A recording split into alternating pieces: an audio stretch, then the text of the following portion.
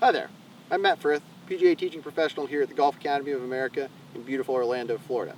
In a previous segment on acceleration, I referenced the length of your swing being really important. So today we're going to talk about pitching around the greens and how the length of your swing, the pace of your swing, and the angle of the club face at impact really influences the distance on your shots. So the first thing I'd really work on is getting a good consistent length, so however far you take it back, bring it through that far, a nice consistent pace, a pace that you just feel comfortable swinging at that distance, and then just simply alter the club face at impact to affect distance change on your shots. So for example, if I have a 60-degree wedge in the middle of my stance, and I do something called standing to the handle, which is pointing the butt of the club right at my belly button, all right, I have roughly 6 degrees of effective loft.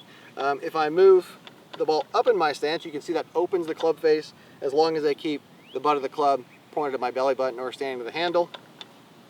And if I move it back in my stance, it closes the club face as long as I remain standing to the handle. So if I put it way up, maybe I have 65, 70 degrees of effective loft.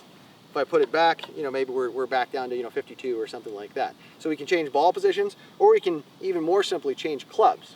So what I'm going to try to do for you today is hit a couple shots to demonstrate this. So I'm going to try my absolute best, and I'm not hitting that flag over there. I'm just going to try to take it back to about hip high, through to about hip high, with my ball just slightly forward in my stance.